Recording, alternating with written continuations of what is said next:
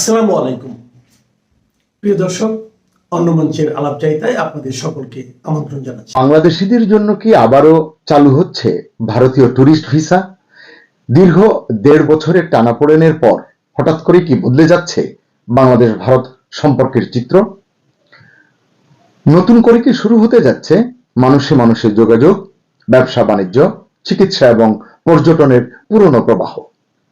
নাকি শেষ মুহূর্তে আবারও কোনো অস্বস্তিকর রাজনৈতিক মন্তব্যে থমকে যেতে পারে বা বিলম্বিত হতে পারে সবকিছু? দর্শক, আজকের ভিডিওতে থাকছে ভারতের ট্যুরিস্ট ভিসা চালু হওয়ার সম্ভাবনা নিয়ে সর্বশেষ আপডেট, পর্দার আড়ালের কূটনীতি এবং সামনে কি হতে পারে তার বিশ্লেষণ। আসসালামু আলাইকুম, স্বাগত লিস্ট নিউজে। সম্মানিত দর্শক, অনেকেরই আগ্রহ এই বিষয়টি নিয়ে, সে কারণেই কথা বলছি। তো যেটা বলছিলাম যে দীর্ঘদিনের অস্থিরতার পর বাংলাদেশ ভারত সম্পর্ক আবার স্বাভাবিক হওয়ার পথে, এমনটাই ইঙ্গিত মিলছে দুই দেশ থেকে। সবচেয়ে বড় যে বিষয়টি এখন আলোচনায় তা হলো চালু হতে যাচ্ছে বাংলাদেশি নাগরিকদের জন্য ভারতীয় ট্যুরিস্ট ভিসা, পর্যটক ভিসা। বিভিন্ন ভারতীয় গণমাধ্যমের বরাতে জানা যাচ্ছে সবকিছু ঠিক থাকলে দীর্ঘ বিরতির পর আবারও বাংলাদেশের নাগরিকরা ভারত ভ্রমণের সুযোগ পেতে যাচ্ছেন। শনিবার মানে আজকে ২ এপ্রিল ভারতের কেন্দ্রীয় সরকারের এক কর্মকর্তার বরাতে দ্য ইন্ডিয়ান এক্সপ্রেস জানিয়েছে, আগামী ৬ মে থেকে বাংলাদেশিদের জন্য ভারতীয় ট্যুরিস্ট ভিসা কার্যক্রম স্বাভাবিক করতে পারে নয়াদিল্লি। এর সঙ্গে ধারণা করা হচ্ছে শিগগিরই ঢাকায় নতুন ভারতীয় হাইকমিশনার মিস্টার দীনেশ ত্রিবেদী দায়িত্ব গ্রহণ করবেন এবং পূর্ণাঙ্গ ভিসা পরিষেবাও চালু হবে। মানে একটির সঙ্গে আরেকটির এই যোগসূত্র আছে। তবে এ ব্যাপারে চূড়ান্ত সিদ্ধান্ত নেবে ভারতের প্রধানমন্ত্রীর দপ্তর, মানে নরেন্দ্র মোদীর দপ্তর। কারণ ভারত ও বাংলাদেশের সম্পর্কের বিষয়টি সরাসরি তত্ত্বাবধান করছেন নরেন্দ্র মোদী। এ বিষয়ে একটি উচ্চ পর্যায়ের কমিটিও কাজ করছে। কংগ্রেসের সংসদ সদস্য শশী থারুর এই কমিটির প্রধান এবং মিস্টার শশী থারুর দুই দেশের সম্পর্ক দ্রুত স্বাভাবিক করার পক্ষে মত দিয়েছেন। একই সঙ্গে ভারতের জাতীয় নিরাপত্তা উপদেষ্টা অজিত দোভালের প্রতিবেদনের উপরও সিদ্ধান্ত অনেকটাই নির্ভর করছে। এখন দেখা যাক কেন বন্ধ হয়েছিল ট্যুরিস্ট ভিসা। আপনারা জানেন যে ২০২৪ সালের আগস্টে বাংলাদেশে রাজনৈতিক পট পরিবর্তনের পর দুই দেশের সম্পর্কে হঠাৎ টানাপোড়েন তৈরি হয়। কূটনৈতিক সম্পর্ক তলানিতে গিয়ে ঠেকে, তখনই ভিসা কার্যক্রম প্রায় স্থবির হয়ে যায়।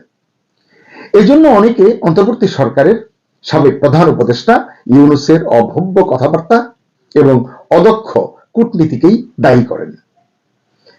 তখন নিরাপত্তা উদ্বেগ এবং অস্থিরতার প্রেক্ষাপটে ভারত ভিসা পরিষেবা সীমিত করে দেয়।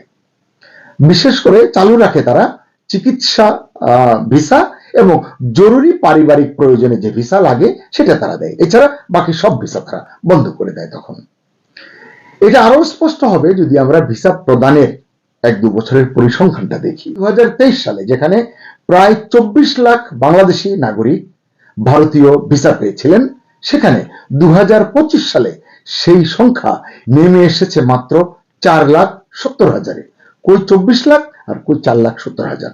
এবং এই ৪,৭০,০০০-এর সিংহভাগই ছিল মেডিকেল ভিসা এবং জরুরি ভিসা, অর্থাৎ যাদের আত্মীয় স্বজন রয়েছে ওপারে তারা যাওয়ার সুযোগ পেয়েছেন।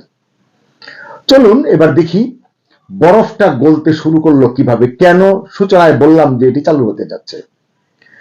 গত ১২ ফেব্রুয়ারি ত্রয়োদশ জাতীয় সংসদ নির্বাচন অনুষ্ঠিত হয়েছে। এরপর কার্যকারিতা হারিয়েছে অন্তর্বর্তী সরকার। ১৭ ফেব্রুয়ারি তারেক রহমানের নেতৃত্বাধীন বিএনপি সরকার গঠন করেছে এবং তারেক রহমান প্রধানমন্ত্রী নির্বাচিত হয়েছেন। এই সময় বাংলাদেশের সঙ্গে সম্পর্ক পুনঃপ্রতিষ্ঠায়, মানে যেটা ইউনূসের সময় তলানিতে গিয়েছিল, এটিকে আবার পুনঃপ্রতিষ্ঠায় ভারত সরকারের তরফ থেকে যথেষ্ট সদিচ্ছার প্রকাশ পাওয়া গেছে। যেমন ১৭ ফেব্রুয়ারি তারেক রহমান যেদিন প্রধানমন্ত্রী হিসাবে শপথ গ্রহণ নেন, সেই শপথ গ্রহণ অনুষ্ঠানে যোগ দিতে এসেছিলেন লোকসভার স্পিকার ওম বিড়লা এবং তার নেতৃত্বে ভারতীয় প্রতিনিধি দলে অংশ নিয়েছিলেন আরো পররাষ্ট্র সচিব বিক্রম মিশ্রি, তিনিও ঢাকায় এসেছিলেন। তখন মিস্টার বিড়লা প্রধানমন্ত্রী নরেন্দ্র মোদীর লেখা চিঠি হস্তান্তর করেছেন আমাদের প্রধানমন্ত্রী তারেক রহমানের কাছে। আবার একটু আগে যদি দেখি, এরও আগে গত ডিসেম্বরে বিএনপি চেয়ারপারসন বেগম খালেদা জিয়ার ইন্তেকালের পর তার দাফন অনুষ্ঠানে যোগ দিতে এসেছিলেন ভারতের পররাষ্ট্রমন্ত্রী এস জয়শঙ্কর। তিনিও প্রধানমন্ত্রী নরেন্দ্র মোদীর শোকবার্তা এবং ব্যক্তিগত চিঠি নিয়ে এসেছিলেন এবং তারেক রহমানের হাতে পৌঁছে দিয়েছেন। এসব চিঠিতে সম্পর্ক পুনরুদ্ধার দুই দেশের মধ্যেকার এবং একসঙ্গে সামনের দিকে পথ চলার আহ্বান ছিল এবং সহযোগিতার আশ্বাস ছিল। এভাবেই মূলত সম্পর্কের বরফ গলতে শুরু করে। বাংলাদেশের তরফ থেকেও সদিচ্ছা প্রকাশ করা হয়। যেটা বললাম যে বিশেষ করে বাংলাদেশে নির্বাচিত সরকার আসার পর দুই দেশের মধ্যে কূটনৈতিক যোগাযোগটা বাড়তে শুরু করে। এরই ধারাবাহিকতায় গত 7 এপ্রিল বাংলাদেশ সরকারের পররাষ্ট্রমন্ত্রী খলিলুর রহমান ভারত সফর করেছেন। এই সফরকালে বাংলাদেশের পক্ষ থেকে বাংলাদেশের নাগরিকদের জন্য ভিসা প্রক্রিয়া, ট্যুরিস্ট ভিসা মূলত স্বাভাবিক করার বিষয়ে জোরালো অনুরোধ জানানো হয়। অন্যদিকে ভারতও বর্তমান বৈশ্বিক যে অর্থনৈতিক প্রেক্ষাপট সেটির বিবেচনায় বাংলাদেশকে কাছে টানতে আগ্রহী হয়ে উঠেছে। মধ্যপ্রাচ্যের সাম্প্রতিক অস্থিরতা, আঞ্চলিক অর্থনৈতিক চাপ সবকিছু মিলিয়ে বাংলাদেশ এখন ভারতের জন্য গুরুত্বপূর্ণ অংশীদার, এটি ভারতের থিঙ্ক ট্যাঙ্করা মনে করছেন। সূত্র বলছে এই প্রেক্ষাপটেই দিল্লির সাউথ ব্লক থেকে দ্রুত ভিসা প্রক্রিয়া স্বাভাবিক করার সিদ্ধান্ত এসেছে। আর এই কূটনৈতিক সূত্রের আশ্বাস পেয়েই সম্ভবত গত 28 এপ্রিল জাতীয় সংসদে পররাষ্ট্রমন্ত্রী খলিলুর রহমান বাংলাদেশি নাগরিকদের জন্য ভারতের ভিসা প্রাপ্তি সহজতর হতে যাচ্ছে এমন সুখবর দিয়েছেন। আবার কয়েকদিন আগে 19 ফেব্রুয়ারি সিলেটে নিযুক্ত ভারতের সহকারী হাইকমিশনার মিস্টার অনিরুদ্ধ দাসও বলেছেন বাংলাদেশিদের জন্য ভারতীয় সব ক্যাটাগরির ভিসা মানে ট্যুরিস্ট ভিসা সহ এই ভিসা প্রক্রিয়া দ্রুতই স্বাভাবিক পর্যায়ে ফিরতে পারে। ভিসা প্রক্রিয়া স্বাভাবিক হয়ে গেলে উভয় দেশ অর্থনৈতিক সম্পর্ক এবং জ্বালানি সংযোগ সহ, আপনারা জানেন আমরা ইতিমধ্যে বেশ কিছু জ্বালানি তাদের কাছ থেকে সংগ্রহ করেছি, অন্যান্য অভিন্ন ক্ষেত্রের দিকে নজর দেবে, এটি কূটনৈতিক সূত্রে জানা গেছে। প্রসঙ্গত জানিয়ে রাখি, বাংলাদেশও ইতিমধ্যে ভারতীয় নাগরিকদের জন্য সব বিভাগের ভিসা পুনরায় চালু করেছে, যেটা গত বছরের ডিসেম্বরে টেকনিক্যাল পজ বা কারিগরি বিরতি বলে বন্ধ করে দিয়েছিল অন্তর্বর্তী সরকার, এবং এটা তারেক রহমানের সরকার দায়িত্ব নেবার পরই সম্ভবত ফেব্রুয়ারির 3য় সপ্তাহের দিকে আবার চালু করা হয়েছে। এখন নয়াদিল্লিতে অবস্থিত বাংলাদেশ হাইকমিশন, কলকাতা, আগরতলা, মুম্বাই, চেন্নাইয়ের কনসুলার বিভাগ সহ ভারতে অবস্থিত বাংলাদেশের সব ভিসা কেন্দ্র চালু রয়েছে এবং সেখান থেকে সেসব জায়গা থেকে ভিসাও দেওয়া হচ্ছে। এবার দেখা যাক অর্থনীতির সঙ্গে এই ভিসার আসলে সংযোগটা কি, কতটুকু সংযোগ। বিশেষজ্ঞরা বলেন ভিসা শুধু ভ্রমণের অনুমতি নয়, এর সঙ্গে জড়িয়ে আছে একটি বড় অর্থনীতি। বিশেষ করে ভারতের জন্য, ভারতের অর্থনীতির জন্য এই ভিসা, ট্যুরিস্ট ভিসা হলো primary gateway. Kolkata park street, new market, বড় বাজার, আরো অন্যান্য অনেক স্ট্রিট আছে, সদর স্ট্রিট, মির্জা গালিব স্ট্রিট, এসব জায়গার ব্যবসায়ীরা ইতিমধ্যেই আশাবাদী হয়ে উঠেছেন। কারণ বাংলাদেশি পর্যটক মানেই শুধু কলকাতা নয়, ভারতের কলকাতা, চেন্নাই, মুম্বাই, বেঙ্গালোর, জয়পুর সহ বিভিন্ন রাজ্যের আবাসিক হোটেল, দার্জিলিং, শিলিগুড়ি, যে সমস্ত জায়গায়, সিমলা, মানালি, কাশ্মীর, বিভিন্ন জায়গায় এসব জায়গার আবাসিক হোটেল, রেস্তোরাঁ, হাসপাতাল, শপিং মল, সব জায়গায় একটা নতুন গতি আসবে এই ট্যুরিস্ট ভিসা চালু হলে।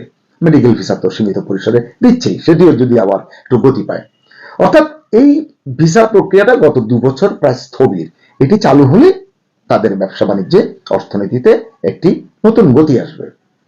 ঠিক এই সময়ে কিন্তু সামনে এসেছে একটি অস্বস্তিকর ঘটনা। ভারতের আসাম রাজ্যের মুখ্যমন্ত্রী হেমন্ত বিশ্ব শর্মা অবৈধ বাংলাদেশিদের নিয়ে এমন একটি মন্তব্য করেছেন যা দুই দেশের কূটনৈতিক অঙ্গনে নতুন করে একটা অস্বস্তি তৈরি করেছে। এ বিষয়ে গত বৃহস্পতিবারই ঢাকায় নিযুক্ত ভারতের ভারপ্রাপ্ত হাইকমিশনার পবন বাড়িকে তলব করে তীব্র প্রতিবাদ জানিয়েছে বাংলাদেশ সরকার। বলেছে এ ধরনের মন্তব্য দ্বিপাক্ষিক সম্পর্কের জন্য অপমানজনক এবং ক্ষতিকর। প্রশ্ন হচ্ছে, এই ধরনের মন্তব্য কি আবারও সম্পর্ক স্বাভাবিক হওয়ার পথে বাধা হয়ে দাঁড়াবে? সব মিলিয়ে পরিস্থিতি কি আবারও একটা ক্রিটিক্যাল পয়েন্টে গিয়ে দাঁড়াতে পারে? এইরকম যখন অবস্থা, মানে একদিকে ট্যুরিস্ট ভিসা চালুর সম্ভাবনা, অর্থনৈতিক প্রয়োজন, কূটনৈতিক যোগাযোগ বৃদ্ধি, অন্যদিকে রাজনৈতিক মন্তব্য, আঞ্চলিক উত্তেজনা এবং কূটনৈতিক অস্বস্তি। তাই চোখ রাখতে হবে দিল্লির সাউথ ব্লকের দিকে, কারণ সেখান থেকেই আসবে চূড়ান্ত সিদ্ধান্ত। সুপ্রিয় দর্শক, আপনার কি মনে হয়, বাংলাদেশ ভারত সম্পর্ক কি নতুন লক্ষ্যে অর্থাৎ স্থিতিশীলতার দিকে, উন্নয়নের দিকে এগোবে, নাকি আবারও ঝুলে যাবে, আটকে যাবে? ট্যুরিস্ট ভিসা কি সত্যিই চালু হবে? আপনার মতামত জানতে চাই। ভালো থাকুন, সুস্থ থাকুন, নিরাপদে থাকুন। আল্লাহ হাফেজ। আসসালামু আলাইকুম এবং আদাব। নির্বাচনের ঠিক 3 দিন আগে বাংলাদেশ আমেরিকার সাথে যে বাণিজ্য চুক্তিটি করেছিল এবং যে নন ডিসক্লোজার এগ্রিমেন্ট করেছিল, সেটি নিয়েই এখন আর এটি আসলে ডিসক্লোজ করা হবে না বললেও এটা অনলাইনে ঘুরে বেড়াচ্ছে, এবং এটি যে আসলে একটি দাসত্বের চুক্তি, একটি গোলামির চুক্তি, এটা নিয়ে আমিও কথা বলেছি, আপনারাও জানেন। কিন্তু এই যে 14টা বোয়িং কিনলো, এই বোয়িং বাংলাদেশ কবে পাবে এবং এই বোয়িংগুলোর আসলে দাম কত? ফেব্রুয়ারি মাসে যখন এই চুক্তিটা হয়, সেই সময়ে বাংলাদেশের মিডিয়া ইনক্লুডিং ডেইলি স্টার তারা বলেছিল যে 30-35 হাজার কোটি টাকায় বাংলাদেশ 14টা বোয়িং কিনবে। কিন্তু গত 30 এপ্রিল যে 14টা বোয়িং ক্রয়ের চুক্তি স্বাক্ষরিত হলো, সেখানে আমরা দেখলাম যে 45 হাজার কোটি টাকা দিয়ে এই 14টা বোয়িং কেনা হবে। ফেব্রুয়ারি মাসের 35 হাজার কোটি টাকা এপ্রিলে এসে 45 হাজার কোটি টাকা হয়েছে। কেন এই 10 হাজার কোটি টাকা বেড়ে গেল 2 মাসে? এই 10 হাজার কোটি টাকা তাহলে কার পকেটে যাবে? 14টা বোয়িং কিনতে অতিরিক্ত 10 হাজার কোটি টাকা রাষ্ট্রের তহবিল থেকে দেওয়া হবে এবং এই টাকাটা ভাগাভাগি হবে। আপনারা জানেন যে ওই চুক্তি স্বাক্ষর অনুষ্ঠানে কারা ছিল। এই চুক্তির পেছনে কিন্তু পররাষ্ট্রমন্ত্রী ডক্টর খলিলের অনেক ভূমিকা আছে। এমনকি এই চুক্তি স্বাক্ষর অনুষ্ঠান আয়োজনের ব্যাপারেও তিনি অনেক কাজ করেছেন, কিন্তু তিনি নিজে চুক্তি স্বাক্ষর অনুষ্ঠানে থাকেননি, এবং তিনি এই কারণেই থাকেননি যে তার উপস্থিতি হয়তো নানা রকম বিতর্কের সূত্রপাত ঘটাতে পারে। কিন্তু সেখানে আমরা দেখেছি পররাষ্ট্র উপদেষ্টা হুমায়ুন কবিরের উপস্থিতি। বোয়িং কেনার এই চুক্তি স্বাক্ষর অনুষ্ঠানে হুমায়ুন কবিরের ভূমিকাটা কি, এবং এই যে 10 হাজার কোটি টাকা বেশি দামে বোয়িং কেনা হচ্ছে এবং যেটা বলা হচ্ছে যে এই টাকাটা ভাগাভাগি হবে বিভিন্ন জনের সাথে, এই ভাগাভাগির সাথে জড়িত এই পররাষ্ট্র উপদেষ্টা হুমায়ুন কবির বলে আমাদের কাছে অভিযোগ এসেছে। স্বভাবতই দেশবাসীর পক্ষ থেকে আমরা জানতে চাই, কেন 10 হাজার কোটি টাকা অতিরিক্ত দিয়ে 14টা বোয়িং কেনা হচ্ছে এবং এই বোয়িং কবে আমরা ডেলিভারি পাবো? কোথাও কোথাও বলা হচ্ছে যে 2031 সালে আমরা এই বোয়িং গুলো ডেলিভারি পাবো।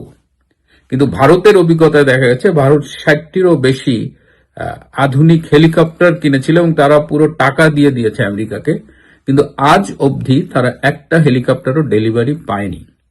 সুতরাং টাকা দেওয়া হবে বোয়িং কোম্পানিকে, কিন্তু বোয়িং কবে বাংলাদেশে আসবে এই নিয়ে একটা অনিশ্চয়তা কিন্তু আছেই। এবং যেখানে বাংলাদেশের অর্থনীতি এই মুহূর্তে ভীষণভাবে চাপের মুখে এবং সরকার চলছে প্রতিদিন ব্যাংক থেকে লোন নিয়ে, সেখানে অপ্রয়োজনীয়ভাবে বোয়িং কেনা এবং সেই বোয়িং কিনতে গিয়ে আবার 10 হাজার কোটি টাকা অতিরিক্ত ব্যয় করা, মানে 10 হাজার কোটি টাকা লুটপাটের একটা ব্যবস্থা করা, এটি নিয়ে কিন্তু ইতিমধ্যেই নানামুখী আলাপ চলছে। এই বোয়িং বিতর্কের সাথে সাথেই একটি গুঞ্জন শোনা যাচ্ছে যে বাংলাদেশের বর্তমান রাষ্ট্রপতি জনাব শাহাবুদ্দিন আহমেদ চুপ্পু তিনি পদত্যাগের কথা ভাবছেন এবং তিনি একাধিকবার বর্তমান সরকারকে তার পদত্যাগের ইচ্ছের কথা জানিয়েছেন। বর্তমান সরকার নির্বাচনের পরে ক্ষমতা আসার পরে এই মহামান্য রাষ্ট্রপতি তিনি একটি পত্রিকার সাথে সাক্ষাৎকারে ইউনূস আমলে তার অসহায়ত্বের কথা তুলে ধরেছেন এবং তাকে কিভাবে পদে পদে অপমানিত করা হয়েছিল, তাকে কিভাবে ক্ষমতাহীন করা হয়েছিল, কিভাবে তার প্রেস সেকশনটাকে সরিয়ে নেওয়া হয়েছিল, এই কথাগুলো তিনি বলেছেন এবং তারপরে আমরা দেখেছি যে তিনি সংসদে নির্বাচিত রাষ্ট্রপতি হিসেবে প্রথম অধিবেশনে বক্তৃতা দিয়েছেন, এবং তিনি যে বক্তৃতাগুলো দিয়েছেন সেগুলো তাকে যারা রাষ্ট্রপতি হিসেবে নির্বাচিত করেছিল, এবং তিনি নিজে একজন মুক্তিযোদ্ধা, কিন্তু তিনি যে ভাষণগুলো দিয়েছেন সেটি তার বিশ্বাস তার সাথে কন্ট্রাডিক্টরি ছিল। তিনি আসলে বিএনপি সরকারের লিখে দেওয়া ভাষণটি পাঠ করেছিলেন। শোনা যায় যে এই নিয়েও তার মধ্যে একটা অসন্তোষ কাজ করেছিল। কিন্তু বিএনপি সরকার কেন আওয়ামী লীগ সরকারের আমলে নির্বাচিত রাষ্ট্রপতিকে রেখে দিয়েছে? বিএনপির ঘরের খবর যেটা, সেটা হলো যে এই মুহূর্তে যদি বিএনপি থেকে কাউকে রাষ্ট্রপতি করতে হয় তাহলে কাকে করবেন? বিএনপির রাষ্ট্রপতি পদপ্রার্থী হিসেবে অনেকের নাম শোনা যাচ্ছে। ডক্টর খন্দকার মোশাররফ হোসেন, মির্জা ফখরুল আলমগীর, ডক্টর মঈন খান, ব্যারিস্টার জমির উদ্দিন, এরকম একাধিক হেভি ওয়েট ক্যান্ডিডেট রয়েছে। তারেক রহমান কাকে রেখে কাকে রাষ্ট্রপতি করবেন? আবার এই রাষ্ট্রপতির দৌড়ে আবার নতুন করে আরেকটা নাম আমরা শুনছি, বিশ্ব সাহিত্য কেন্দ্রের প্রতিষ্ঠাতা অধ্যাপক আব্দুল্লাহ আবু সাঈদ। তার নামও ইদানিং আলোচিত হচ্ছে যে বিএনপি হয়তো তাকে রাষ্ট্রপতি হিসেবে মনোনয়ন দিতে পারে। যদিও এর আগে ঢাকা বিশ্ববিদ্যালয়ের অধ্যাপক ডক্টর ইয়াজউদ্দিনকে রাষ্ট্রপতি নির্বাচিত করে বিএনপির যে অতীত অভিজ্ঞতা সেটা আদৌ সুখকর ছিল না। তো সেই জায়গা থেকে অধ্যাপক আব্দুল্লাহ আবু সাঈদকে রাষ্ট্রপতি নির্বাচিত করার মতো বিপজ্জনক সিদ্ধান্ত বিএনপি নেবে কিনা সেটা আমি জানি না। কিন্তু এই মুহূর্তে আমাদের শাহাবুদ্দিন চুপ্পু তিনি থাকতে চাচ্ছেন না, তিনি চলে যেতে যাচ্ছেন, এবং আরো অনেক কারণ আছে। সংসদে তিনি যেদিন বক্তৃতা দিতে গিয়েছিলেন সেদিন জামাত এনসিপির সাংসদরা তাকে যেভাবে অপমান করেছে, এবং তিনি নিজে একজন মুক্তিযোদ্ধা হিসেবে এই ৭১-এর পরাজিত শক্তির আস্ফলনকেও খুব ভালোভাবে দেখেন না। এর আগে বিভিন্ন বিদেশের দূতাবাস থেকে তার ছবি সরিয়ে নেওয়া হয়েছে। এই নানাবিধ অপমানের কারণে তিনি সিদ্ধান্ত নিয়েছেন যে অনেক হয়েছে, আর নয়, এবার তিনি চলে যেতে চান। কিন্তু তিনি শেষমেশ যেতে পারবেন কিনা সেটি আমাদের দেখতে হবে। এর মধ্যে দিয়ে তিনি দীর্ঘদিন পরে দেশের বাইরে যাচ্ছেন। তিনি আগামী ৯ মে চিকিৎসার জন্য লন্ডনে যাবেন এবং ১৭ মে তিনি ফিরে আসবেন বলে জানা গেছে, এবং এর মোটামুটি এর জন্য প্রয়োজনীয় সকল প্রস্তুতিও সম্পন্ন হয়েছে।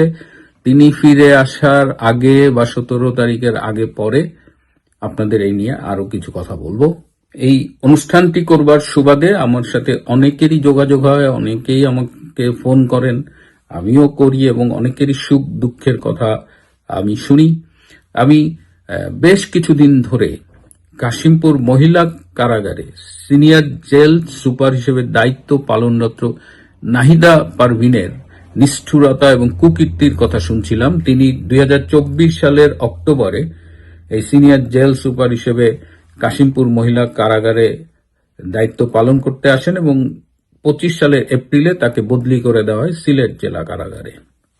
তিনি সিনিয়র জেল সুপার হিসেবে এই যত আওয়ামী পন্থী যারা বন্দী রয়েছেন সবার উপরে নির্যাতনের স্টিম রোলার চালাতেন। এই যে আওয়ামী পন্থী যারা রাজনৈতিক কর্মী, ছাত্রলীগ কর্মী বা আওয়ামী অনুসারী বলে ধারণা করা হয়, বুদ্ধিজীবী, তাদের অনেককেই তারা সাজাপ্রাপ্ত এবং সশ্রম কারাদণ্ড না পাওয়া সত্ত্বেও তিনি তাদের দিয়ে মাটি কাটানোর মতো কঠিন কাজ করতেন, এবং তিনি বেছে বেছে ছাত্রলীগ, আওয়ামী লীগ বা সমমনা বুদ্ধিজীবীদের এই সেলের মধ্যে খারাপ জায়গাগুলোতে দিতেন। বাথরুমের পাশে, এই ড্রেনের গন্ধ আসে এরকম জায়গায় রাখতেন। রোজার সময়, সেহরির সময় সাধারণত একটু ভালো খাবার দেওয়া হয় রোজা রাখার। তিনি প্রথম দিন থেকে তিনি এই মহিলা কয়েদিদের জন্য শুধুমাত্র ভাত এবং ডাল বরাদ্দ করেন। সাধারণত একটু লেবু, কাঁচামরিচ এগুলো দেওয়া হতো, কিন্তু তিনি এগুলো বাতিল করে দেন। তিনি আওয়ামী লীগের বড় নেত্রী বা সাবেক মন্ত্রী কারোর সাথেই ভালো ব্যবহার করতেন না, এবং তিনি নিয়ম করে দিয়েছিলেন যে তার সাথে দাঁড়িয়ে কথা বলতে হবে। এমনকি আওয়ামী লীগ আমলে মন্ত্রী ছিলেন, ৩-৪ বারের এমপি নির্বাচিত হয়েছেন, তাদের সাথেও তিনি খুবই রূঢ় আচরণ করতেন। যেমন একজন মন্ত্রী যিনি পেশায় চিকিৎসকও, তাকে একদিন কথা বলছিলেন, তারা বলছেন যে আপনি দাঁড়িয়ে কথা বলছেন না কেন? মানে এরকমের অধ্যত্ত এই নাহিদা পারভিন দেখাতেন এবং তিনি বলতেন কেউ তার কিছু করতে পারবেন না, কারণ তিনি নাকি সাবেক প্রধান উপদেষ্টা ডক্টর মোহাম্মদ ইউনূসের ভাগ্নী, এই ডক্টর ইউনূসের আত্মীয়। এই পরিচয় দিয়ে তিনি জেলখানায় আওয়ামীপন্থী নারী বন্দীদের উপরে শারীরিক এবং মানসিকভাবে নির্যাতন চালাতেন এবং তার এই কর্মকাণ্ড কিন্তু অন্যান্য জেল সুপার, জেলার বা অন্যরাও অনেকে পছন্দ করতেন না, কিন্তু তার দাপটের কাছে সবাই ছিলেন অসহায়। এই নাহিদা পারভিন যেখানেই থাকুক, তার যে কৃত অন্যায়, যে নির্যাতন তিনি আওয়ামী লীগ পন্থীদের উপরে চালিয়েছেন, এই ডকুমেন্টটা থাকলো কোনো একদিন হয়তো তার কৃত অন্যায় অপকর্মের বিচার বাংলাদেশে হবে। প্রিয় বন্ধুরা, আজ এ পর্যন্তই। ভালো থাকবেন, সুস্থ থাকবেন, তার চেয়েও জরুরি হলো নিরাপদে থাকবেন। সবাইকে অনেক ধন্যবাদ।